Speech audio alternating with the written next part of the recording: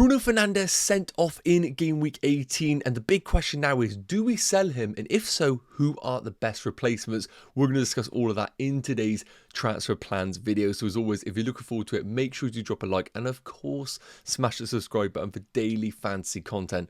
Enough waffling, let's get into today's video. So first up, I hope everybody watching this had an amazing Christmas with your friends and family. I can't believe it is over already. And of course, Boxing Day was a day to celebrate football and a small green arrow for my team. So currently on 64 points in game week 18, small green arrow to 209,000. Now, a reminder of my transfers, because I did take my first -4 of the season. I sold Bukayo Saka to Bruno Fernandes, and we know how that panned out with that red card and a -2 score. We will touch on him in a minute. And I sold Cunha to Alexander Isak for a -4. So it wasn't a great week for transfers, but of course Alexander Isak is a player that I wanted long term, and we saw exactly what he can do in game week 18 with that 8-pointer. It was just, from my perspective, a little bit of a shame that Man United was so woeful that they made Cunha obviously just deliver once again.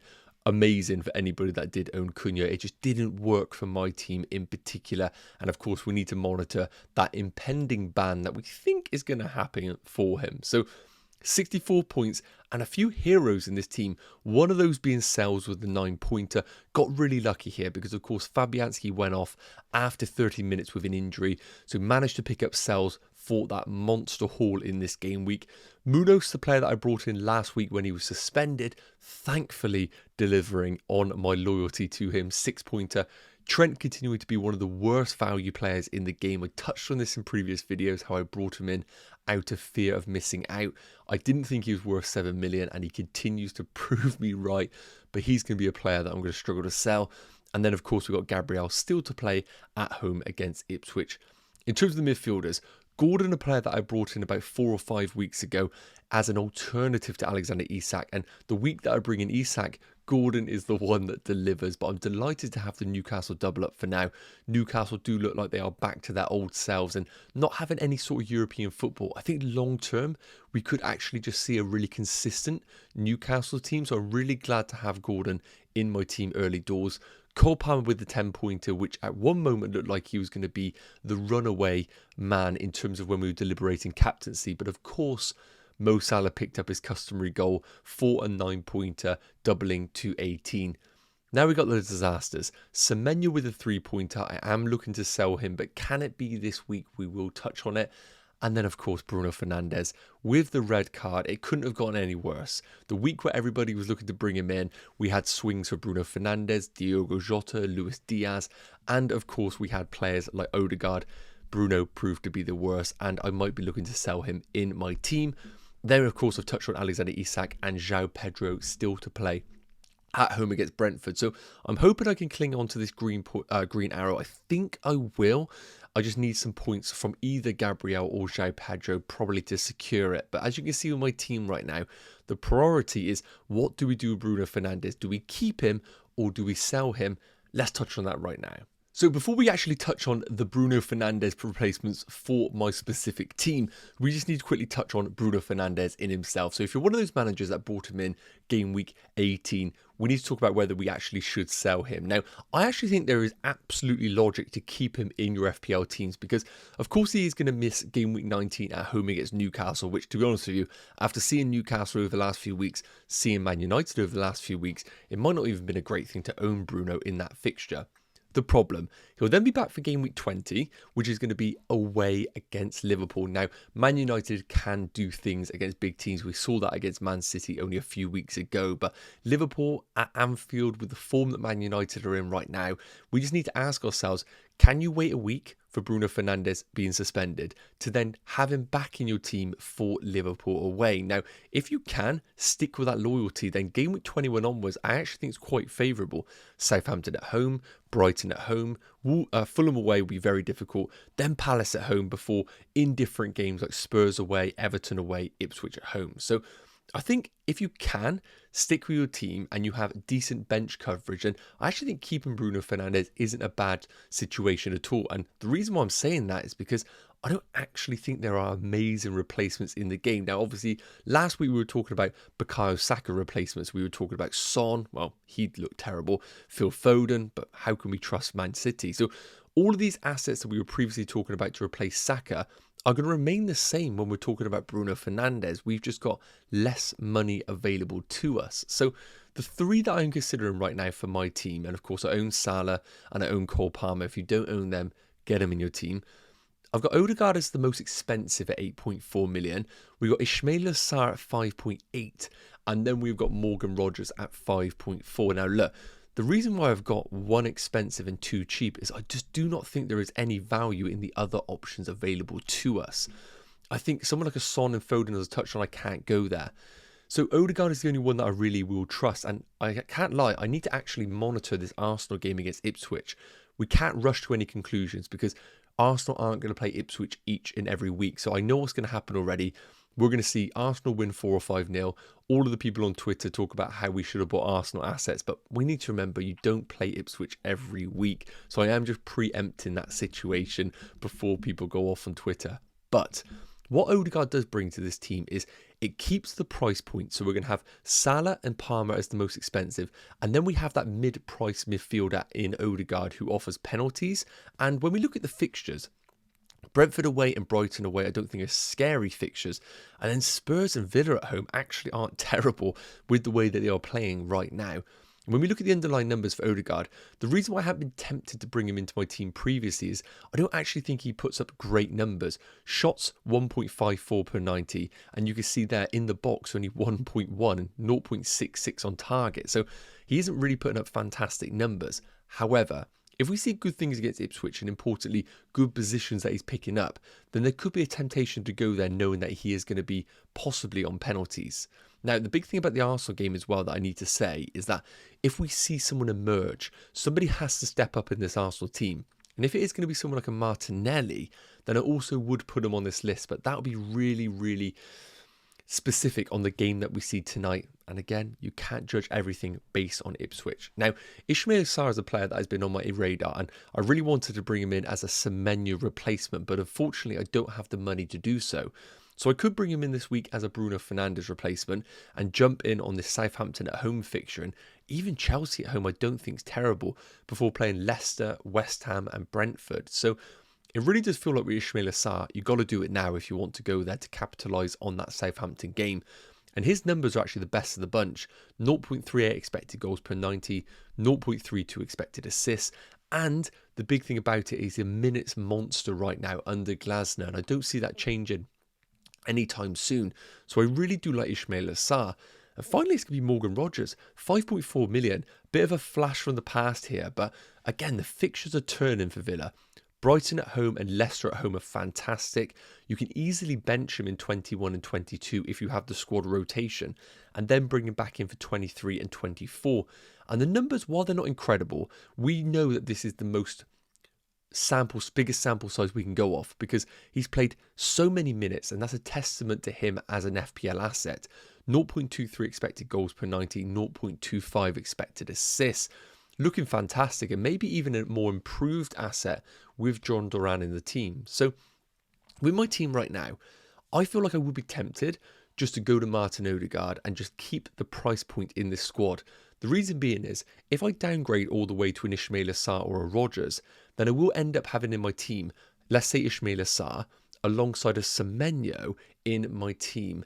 And I don't know if I really want that structure going forward where I'm relying on these cheaper enablers in my squad. So as of right now, the temptation is to go to Martin Odegaard, but I feel like I need to see something in this Arsenal game tonight just to give me a glimmer of hope that he is the one to go for. So let's take a look at my team previewing for game week 19. And of course, let me know your thoughts in the comment section. So here's how my team is currently looking for game week 19 without any transfers made. One free transfer available, but unfortunately 0 in the bank, which gives me so little flexibility to work with. So just reading through my team right now, obviously Sells is going to play away against Everton, especially with Fabianski's fixture at home against Liverpool. A back four of Munoz at home against Southampton, which I think is fantastic. Trent away against West Ham. Again, you know my thoughts on Trent. I think he is massively overpriced, but of course we're going to keep him in the team. Anderson at home against Bournemouth. Now, you can see here, I do have a bit of a deliberation because I can flip this and do a 3-4-3 formation if I want to and start Semenyo. But I just feel actually okay about starting the Fulham defender as opposed to Semenyo. Those things might change depending on what transfers I make or, of course, just the general lineup. But I feel more content starting Anderson right now over Semenyo. And then we've got Gabriel away against Brentford. Not ideal when, of course, you see one of the people in my front line. Gordon away against Man United. I mean, every week that passes, that actually looks like an okay fixture for Newcastle. And I wouldn't be selling Gordon right now with the situation that I am in. Palmer away against Ipswich, a possible captaincy pick. And then Mo Salah away against West Ham.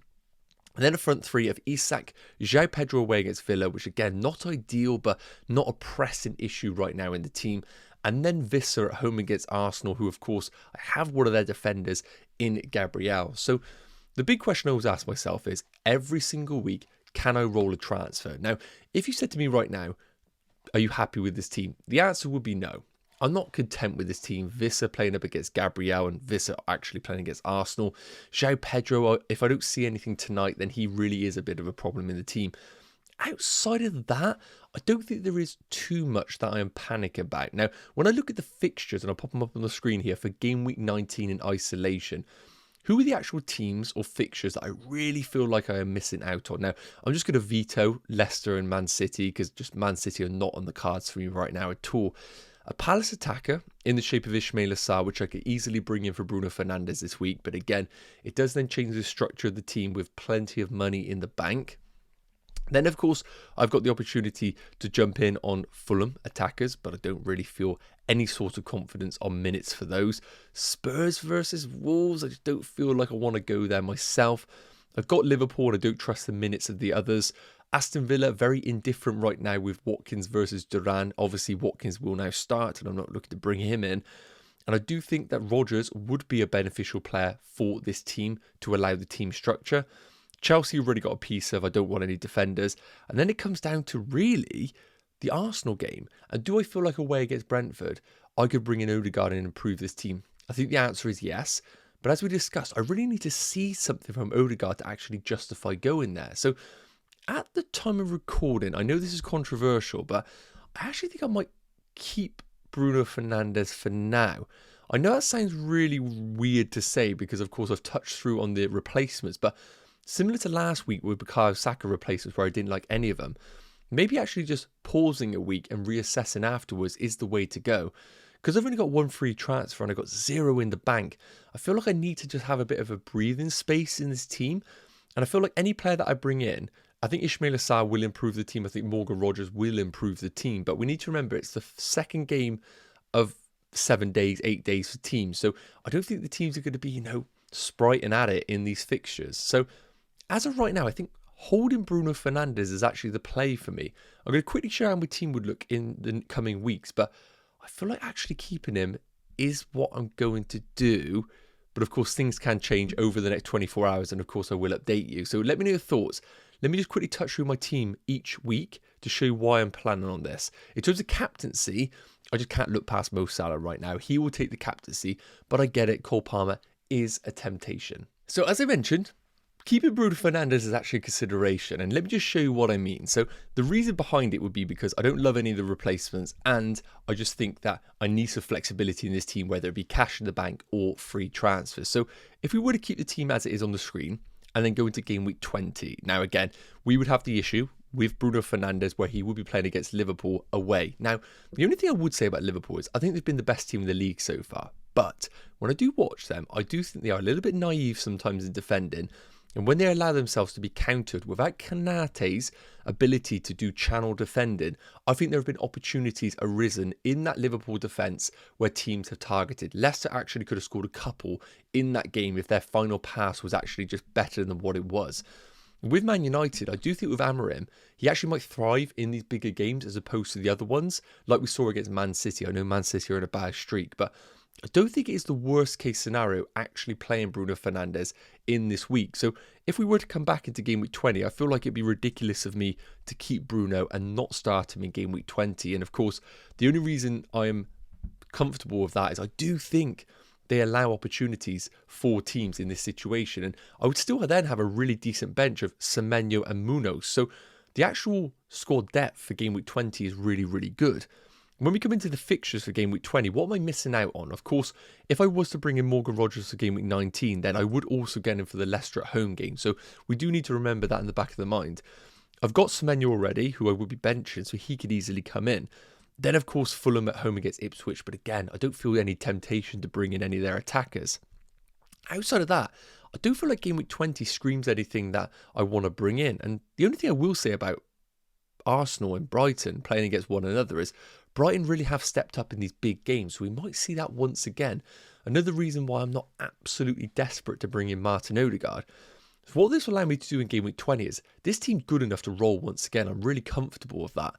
So then what I can do is come into game week 21 and allow myself 3 free transfers, which will put myself in a really powerful position in game week 21. And I also need to say that we have that assistant manager chip and double game weeks on the horizon. So any chance you can to roll your free transfer is a really powerful position to be in. So the team will look like this for game week 21. I know I am looking very much in advance in the future, but I think it's needed right now to show you what my plans are. So what I could do is bring in Munoz for Anderson, and the rest of the team actually looks good. Obviously, Visser at home against Man City, not ideal, but this is the week where I would have 3 free transfers, and I probably would look to start to restructure the team a little bit. And that is the big thing for me. I do think this team might need a restructure in the long term, and giving myself those 3 free transfers just allows me to pivot in different directions. And also, I then have Bruno Fernandes for the home game against Southampton, where I've got a bit more time to reassess Man United and see if they really are as bad as what we think, or whether Amorim is just slowly having to do things his own way. And when we come into game week 21 for a bit of an understanding on the fixtures beyond this point, Crystal Palace still remain good. Leicester, West Ham, Brentford. So if I can just close my eyes and accept that they haven't got the Southampton at home game, then I actually think Crystal Palace in game week 21 could be the time for me to jump on them. And that could be the week for me to do Semenyo to Ismail Assar if that really looks like the time to do so. Also, Newcastle remain fantastic over that period as well. So I think, weirdly enough, rolling the transfer might actually be my play and getting myself to game week 21 to then maybe do a tiny bit of an upgrade with the rest of the squad. Let me know your thoughts in the comment section. I'm being crazy, but I think holding Bruno Fernandes might actually be the play for my team. Yes guys, okay, that's going to wrap up today's Game Week 19 transfer plans video. As you can see on my team, Bruno Fernandes is the issue, but hopefully if you're in a similar boat to myself, this would have helped you out just that little bit. Now, of course, it's a busy period over the festive period, so if you haven't already, make sure you subscribe to the channel. I will be dropping daily fantasy content and hopefully a live stream either tonight or tomorrow. Have a great day, guys. Take care. Any questions, put them in the comment section, and I'll see you real soon. Take care. Cheers.